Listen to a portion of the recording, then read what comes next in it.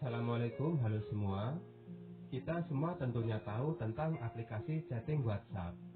Semua orang yang memiliki smartphone saat ini kemungkinan besar memiliki aplikasi itu. Karena selain gratis dan mudah digunakan, aplikasi WhatsApp memiliki fungsi yang banyak sekali. Bisa buat chatting, update status, kirim gambar dan dokumen, juga melakukan panggilan suara dan video. Lalu siapa sih sebenarnya pendiri WhatsApp? Apakah ia memiliki gelar pendidikan yang tinggi dan datang dari keluarga yang kaya raya? Ternyata tidak. Malahan, pendiri WhatsApp itu berstatus DO alias tidak tamat kuliah. Dia juga dulunya adalah pemuda miskin yang bahkan pernah menjadi gelandangan gara-gara tidak memiliki uang sama sekali. Sebelum melanjutkan ceritanya, yuk bagi yang belum, subscribe dulu channel ini dan bunyikan lonceng tanda notifikasinya biar tidak ketinggalan video cerita terbarunya. Namanya adalah Jan Koum. Ia lahir pada tanggal 24 Februari 1976 di daerah bernama Vastik di bagian Kiev, negara Ukraina Eropa Timur. Ayahnya bekerja sebagai manajer konstruksi yang biasanya membuat sekolah dan rumah sakit di Ukraina. Tetapi upahnya tidak besar, tidak cukup untuk membiayai keluarga. Sedangkan ibunya tidak bekerja, hanya seorang ibu rumah tangga saja. Jan Koum tinggal di daerah yang tidak memiliki banyak fasilitas. Listrik tidak ada, bahkan untuk mandi saja, ia harus mengantri dalam keadaan yang sangat dingin, karena kota tempat tinggalnya memiliki suhu di bawah 20 derajat Celcius. Saat itu terjadi gejolak politik di Ukraina dan meningkatnya gerakan anti-Yahudi. Keluarga Jan Koum tidak bisa hidup tenang karena Jan Koum dan keluarganya adalah keturunan Yahudi, sehingga mereka seperti dikejar-kejar dan mendapatkan perlakuan yang diskriminatif.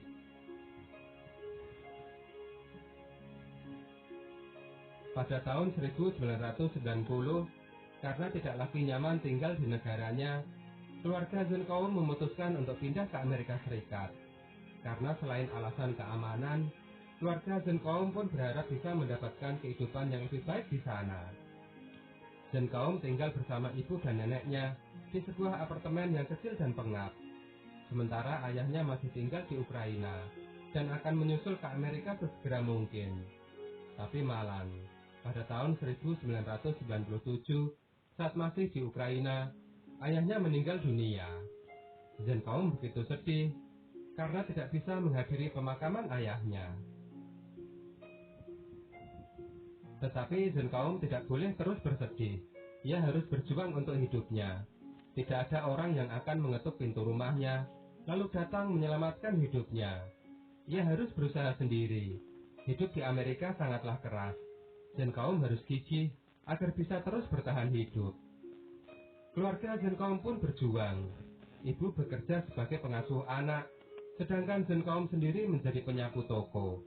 Ia bahkan pernah bekerja sebagai pengangkut sampah dan tukang cuci piring di tempat makan. Ia melakukan apa saja demi mendapatkan uang untuk bertahan hidup. Saking sulit kehidupannya saat itu, Jan Koum mengandalkan jatah makanan gratis yang diberikan oleh pemerintah untuk para tunawisma atau juga biasa disebut gelandangan. Jan Koum merasa tidak nyaman dengan kehidupannya. Ia ingin mengubah nasib. Ia pun bersekolah. Kemampuan berbahasa Inggris membuatnya bisa mendapatkan salah satu sekolah di Amerika. Jan Koum adalah orang yang cepat belajar. Ia mampu memahami pelajaran yang rumit dengan mudah. Dari beberapa mata pelajaran di sekolah, ia paling tertarik dengan pelajaran pemrograman komputer. Dan karena ia merasa apa yang dipelajarinya di sekolah tidaklah cukup, ia menabung uang agar bisa membeli buku-buku bekas tentang pemrograman komputer. Setelah itu, buku yang sudah ia baca itu, ia jual lagi agar bisa kembali mendapatkan uang. Tidak hanya lewat buku, Jan Koum pun belajar tentang komputer secara otodidak. Bahkan, ia tergabung dengan para komunitas hacker agar kemampuannya dalam hal komputer semakin berkembang. Hidup begitu sulit pada saat itu. Pernah suatu ketika, Zhenkaum bajunya robek, tapi ia tetap memakainya, karena tidak ada lagi baju yang lainnya. Saat di sekolah, teman-teman itu mentertawakannya. Zhenkaum merasa malu, tapi tidak ada yang bisa ia lakukan, selain hanya berdiam saja. Malam harinya ibu menjahit bajunya itu, karena ia tidak memiliki uang untuk membelikan baju baru untuk anaknya. Zhenkaum melihat perhatian sang ibu, dan ia menjadi begitu bersedih.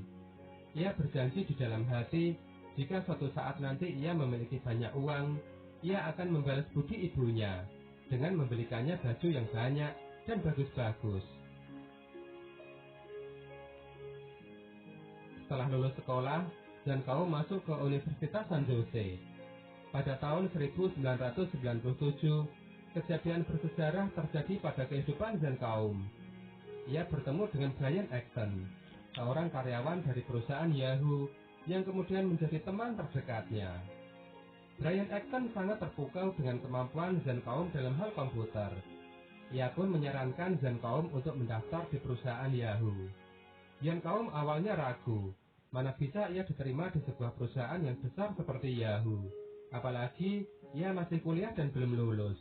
Tapi saat ia mendaftar, halo semua, kembali dengan Putu Reza di Project Review, dan sekarang gilirannya untuk review Samsung Galaxy S10. dan Zhenkaum mempraktekkan keahlian komputernya, perusahaan sangat terkesan dengan kemampuannya, dan ia pun diterima.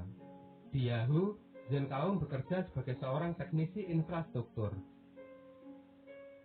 Suatu ketika server Yahoo mengalami kerusakan.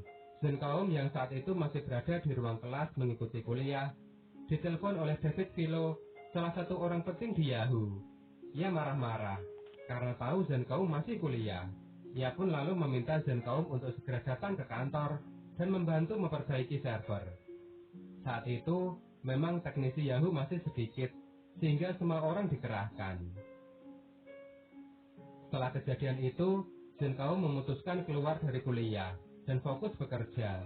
Lagi pula, sebenarnya ia memang benci bersekolah. Di tengah perjuangannya memperbaiki nasib, Zhenkaum harus menerima kabar yang pahit. Ibunya didiagnosis kanker dan pada tahun 2000 meninggal dunia. Zhenkaum merasa sangat sedih dan kesepian. Beruntung sang sahabat, Brian Acton, terus mendukungnya. Mereka memang bersahabat, dalam susah maupun senang. Bahkan saat Yahoo, tempat di mana mereka bekerja, mengalami jatuh bangun, Zhenkaum dan Brian Acton juga ikut merasakannya. Semasa di Yahoo, Zhenkaum sempat ditempatkan di divisi iklan, tapi ia sangat membencinya. Mungkin karena alasan itulah yang membuat WhatsApp bebas iklan. Pada tahun 2007, Zhenkaum keluar dari perusahaan Yahoo. Setelah itu, ia bersama Brian Acton melamar pekerjaan di Facebook.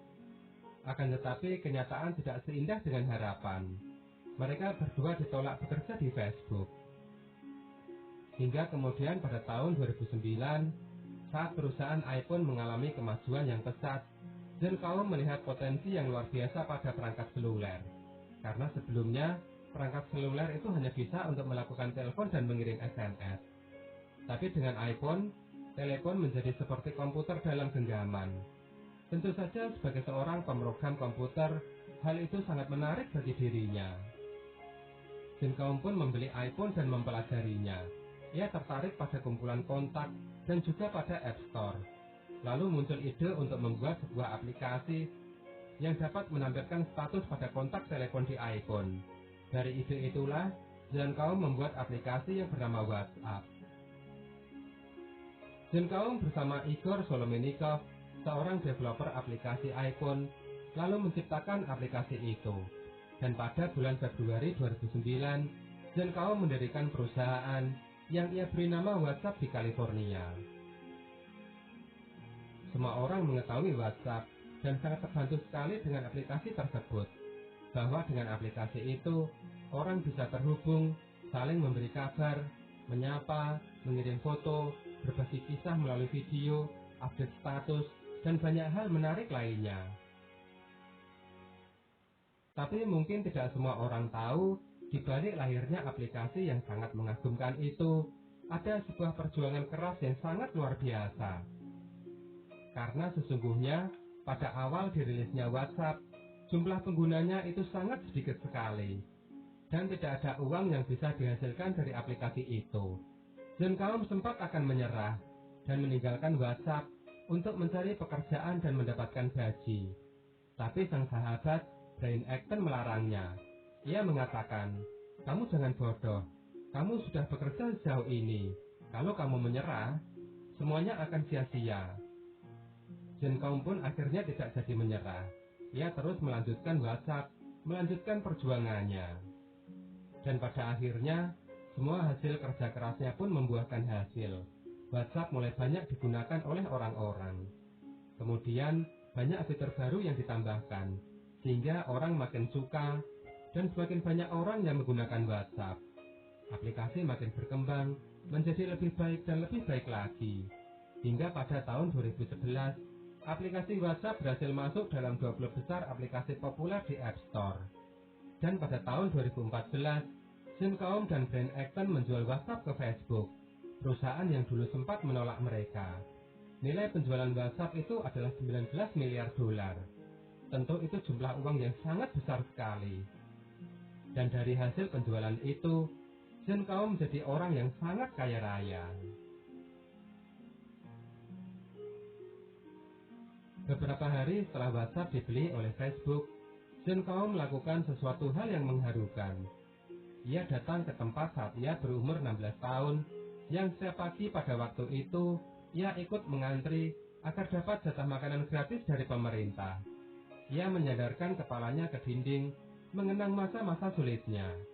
Pelan-pelan, air matanya meleleh, karena John Kaum teringat dengan ibunya yang telah meninggal dunia. Ia ingat perjuangan ibunya pada waktu itu, yang sampai rela menjahitkan baju robek miliknya, karena tidak memiliki uang untuk membeli baju yang baru. Semua dilakukan ibu agar bisa berhemat demi bisa bertahan hidup. Sekarang, saat ia sudah sukses, memiliki banyak uang untuk membeli baju, ibunya malah sudah tidak ada.